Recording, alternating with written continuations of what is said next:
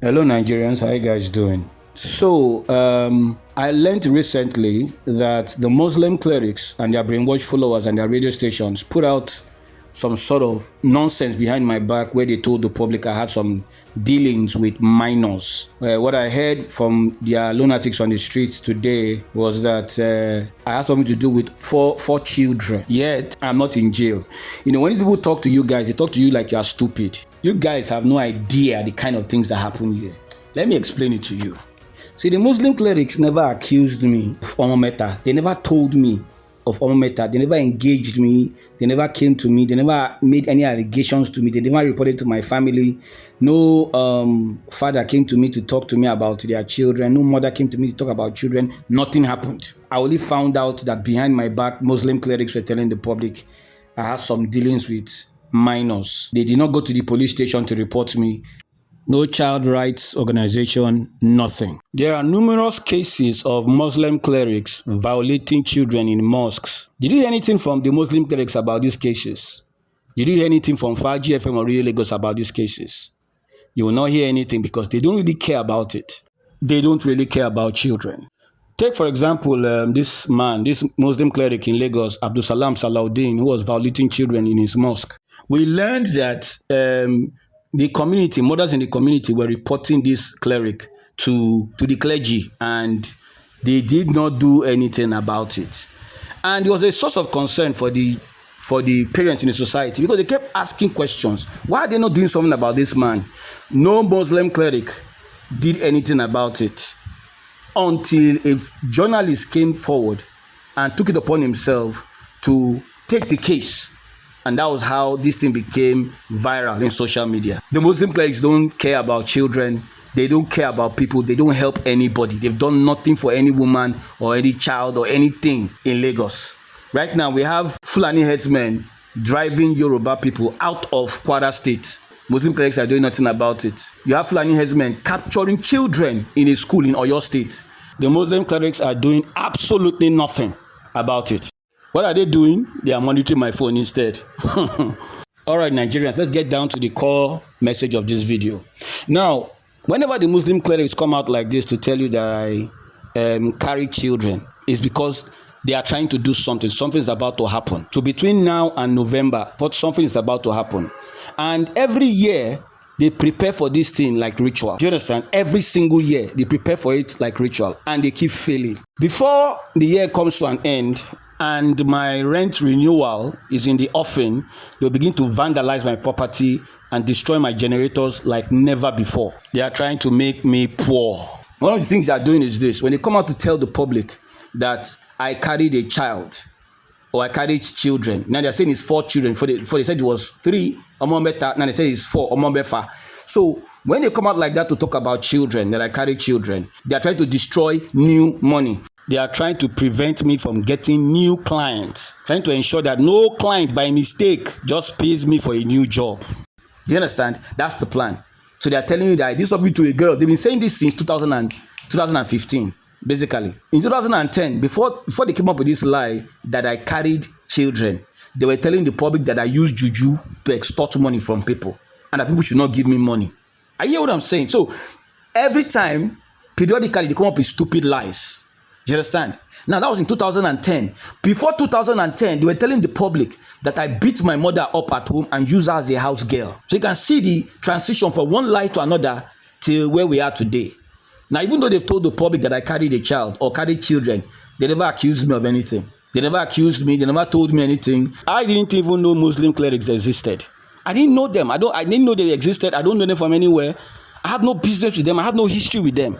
I don't even know them till today. I only found out that they were telling the public behind my back that I had something to do with a child. Do you understand? And it was from this boy that came to my house to steal and vandalize my property. The Muslim clerics sent him to my house to steal. You know what the Muslim clerics do is they come to the area and butter up everybody.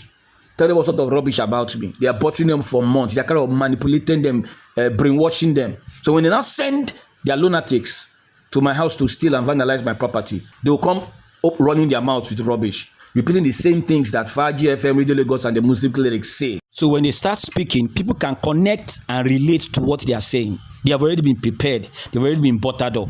You understand? So when they started saying, from my own perspective, I want the boys.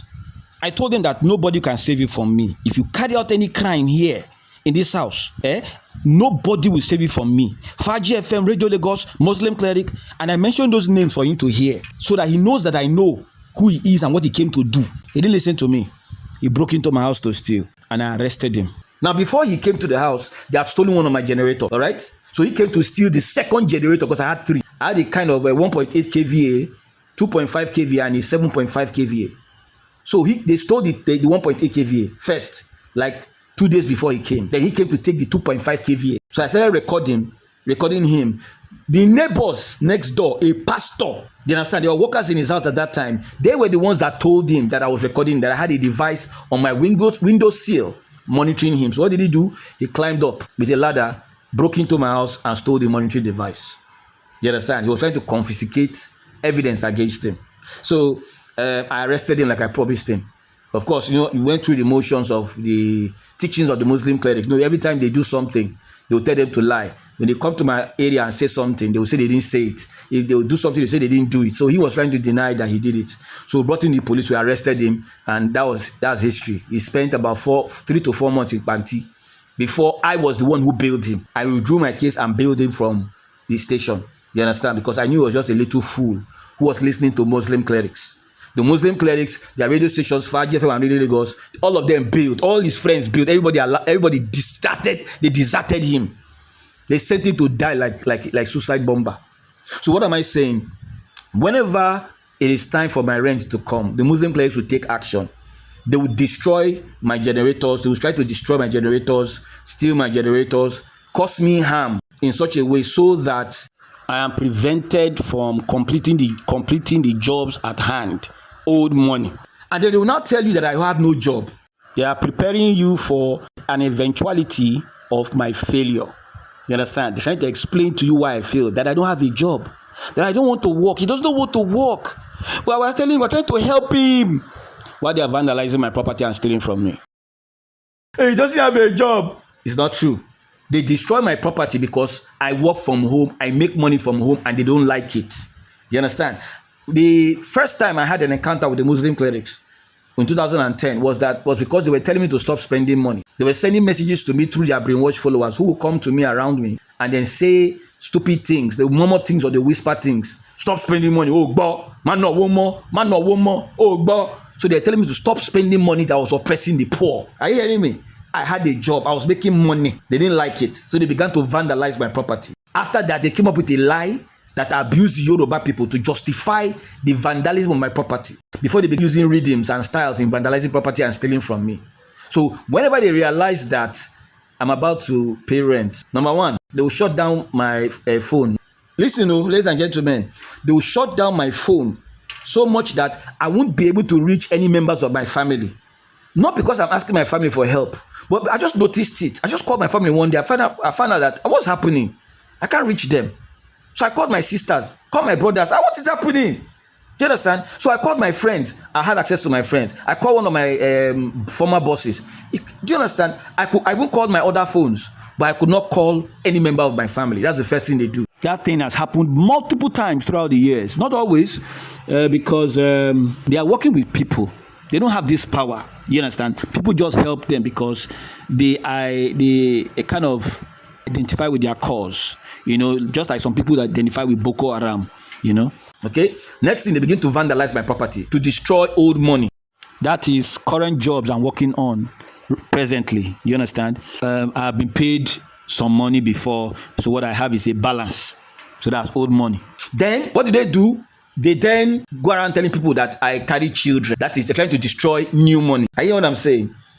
That's their strategy. That's what they do. Every time, every year. It's like a ritual. So they will now wait. They'll not keep quiet. That month, just a couple of, maybe like 1 month before the day of my rent, they'll not keep quiet. Very, very quiet, waiting quietly. They will not fail. They will not fail. They'll start again the next year. And that's how it has been year after year after year after year after year. They've been doing this since 2010. Ladies and gentlemen, 17 years. They've been doing this for 17 years non-stop. Do you understand? Because they are trying to accomplish something. You know, initially, the Muslim clerics were saying that I was going to Pada Sile, Pada Sodo Iya, that is, go back to my mother's house. In case you don't know, what they are describing is what happened to my eldest sister. She came back home one day saying that people were insulting her on the streets and she does not know them. And we thought she was hallucinating. That's what the family thought. We believed that she was hallucinating. At least everybody believed she was hallucinating. You understand? I believe she was hallucinating, but today I don't believe anymore after what I've been through.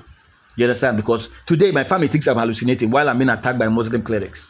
So they're attacking me secretly. They don't talk to me. They don't engage me. They're attacking me secretly. What they do, they destroy old money by vandalizing my generators and stealing from me.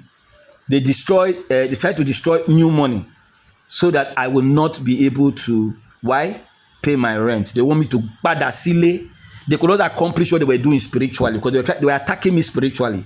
They were actually saying I was going to return back home mentally unstable, that they will see me picking from dustbins. Why? Because the Muslim clerics had told the public that I used juju, black magic, to extort money from people. So they called Nigerians to pray. They called Igbo, Yoruba, Christian, Muslim, ritualist. Everybody came together to pray against me. And they did pray. I saw this, my landlady prayed. Yes, sir, for my downfall. Because I used juju to collect money from people according to them. They never accused me. They never told me anything. I only heard that they were saying this. And when they were saying this thing, they didn't know I could hear Yoruba. So they were attacking me secretly, basically. So after they prayed, nothing worked. They failed. They could not make me Pada Sile, go back to my mother's house as a vegetable, like Faji FM said. Faji FM was the one that put that vegetable in it. So they kind of expressed it better than everybody else. All right? What they wanted to accomplish. So I did not go back home as a vegetable. So what did they do? They sent Christians to me, people that I trusted, and told them that they should lie to me. So they came to lie to me and they told me that I was hallucinating and nobody was talking about me, that I'm hearing voices. So they wanted to take me to Yaba Psychiatric Hospital, to a mental institute to be treated for hallucinations. And they were serious about it. Said, you're our brother, we can't watch you suffer like this. Let us help you. Let us take you to Yaba Psychiatric Hospital for treatment. That's what they said. I was so pissed off. I rejected their offer. I walked away. These are pastors, so they then went behind my back to my family members and told my family members to prevail on the family to force me to go to Yaba Psychiatric Hospital for treatment. That I'm hallucinating. Are you hearing me? There's more to that story. I'm going to tell you later. So my family came to me and prevailed on me. I said, "You are embarrassing us. You are embarrassing us." Everybody called me from New York, from Washington, from Canada. Everybody called me and pushed me till I said, "Okay, let me just go with these people." And I went with my family members to Yaba Psychiatric Hospital for treatment, where I met the nurses. The nurses were celebrating. Ori iya lo mu won, ori iya lo mu won. Because at that time, they had not come up with Omolomo at that time. What they were saying was that I was using my mother as a house girl and beating her at home. So they said it was my mother's head that caught me. Ori iya lo mu won. That was the nurses that was supposed to treat me for hallucinations. Do you understand? I was looking at my family like this. You people can kill somebody. Do you understand? So that was what happened. So this is what the Muslim clerics do. All right? They vandalize my property. They destroy my property. They destroy my means of making money, like my generator. And then they tell the public about Omolomo. Now, what's happening today? As I'm speaking to you right now, my solar panels, my solar generators that power my systems is not in my house anymore today. It has been taken from my house. You understand? Through a shenanigan. I'll tell you how they took it from my house. Now, the person who's with my solar generator, he has refused to pick up his calls. Yeah, heavy. So basically, they've taken my generator out. All right? That's old money. And now they are trying to destroy new money by telling you that I carry children, which they cannot arrest me for. We have been to court with them. We don't sue them. We don't meet them. We sue them. We've met them at the police station. We've arrested them. We've done everything. Each time we confront them. What did you confronted them? What did you say? They'll say they didn't say anything.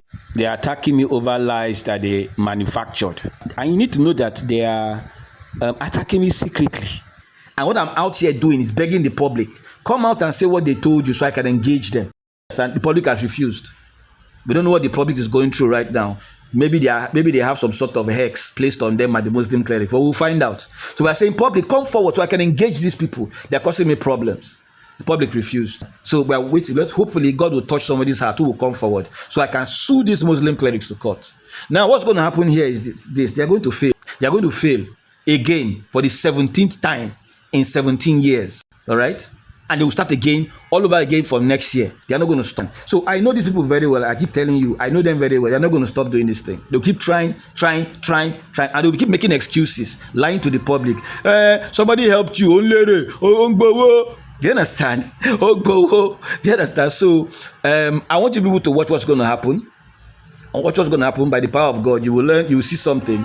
And I'm going to, at the end of the day, I'm working towards taking them to court. You understand? So I don't know when that's going to happen, but we're on the process of it.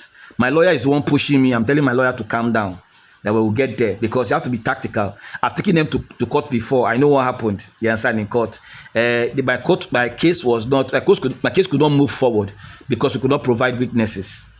Yes, we need witnesses who will come out and say, yes, we heard Fajr FM and Radio Lagos said something. Yes, we heard the Muslim clerics say something. They said something. This is what they said. That's all I'm asking for. And because I did not have that in 2019, my case could not move forward. So, ladies and gentlemen, you can relax. We'll get to the place we are going to. Don't worry. So please don't let them deceive you. I have a video that is coming up next. That video will explain everything in depth. All right? Just relax. When I go see something, I promise you that by the grace of God. So, ladies and gentlemen, thank you very much. God bless you.